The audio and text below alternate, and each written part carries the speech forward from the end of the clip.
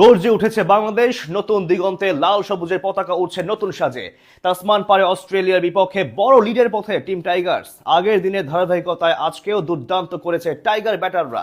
হাসান মাহমুদের 6 উইকেট নেওয়ার পর এখন ব্যাটাররা দেখাচ্ছেন বাহাদুরি। 2003 সালে এই অস্ট্রেলিয়া থেকেই স্লোগান উঠেছিল বাংলাদেশকে টেস্ট স্ট্যাটাস থেকে বাদ দেওয়ার।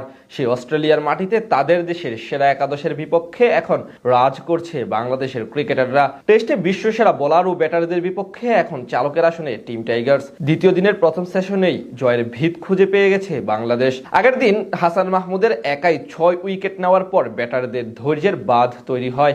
সেই বাঁধ আজকেও দারুণভাবে কাজে দিচ্ছে।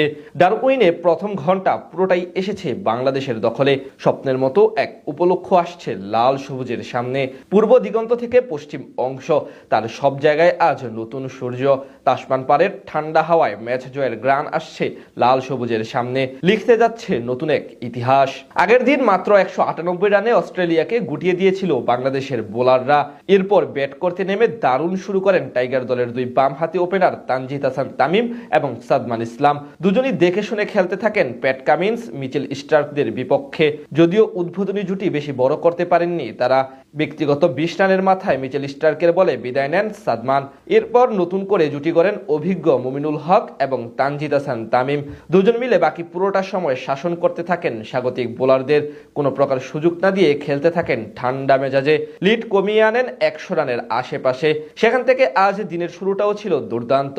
আগের দিনের তৈরি করা ভিত শুক্রবার সকালে আরো বেশি মজবুত করতে থাকেন এই দুজন।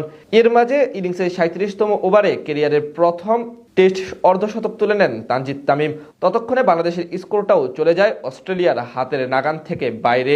এরপর ধীরে ধীরে আরো বেশি এগিয়ে যেতে থাকে টিম টাইগার্স। যদিও ব্যক্তিগত অর্ধশতক থেকে মাত্র 1 রান দূরে থাকতে আউট হয়ে যান অভিজ্ঞ মুমিনুল হক। উইকেটের পেছনে ক্যাচ দেন তিনি। এরপর শান্তর সঙ্গে নতুন করে জুটি করেন তানজিদ তামিম।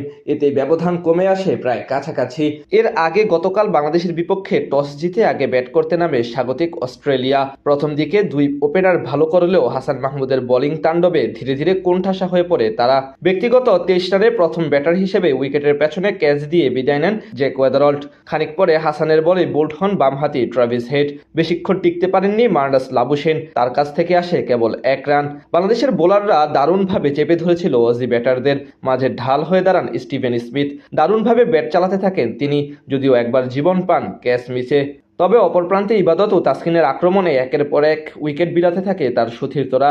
শেষ অবধি স্মিথ থামেন 71 রান করে হাসান মাহমুদের বলে সামনে বেড়ে খেলতে গিয়ে। আর অস্ট্রেলিয়া অল আউট হয়ে যায় 198 রানে। বল হাতে প্রথম অস্ট্রেলিয়ার মাটিতে টেস্ট খেলতে নেমেই ক্যারিয়ারের সেরা 6 উইকেট পান হাসান মাহমুদ। সেখান থেকে আজ ব্যাটাররাও দারুণভাবে জবাব দিল। সব মিলিয়ে এই টেস্টে এখন বাংলাদেশ জয়ের বন্দরে।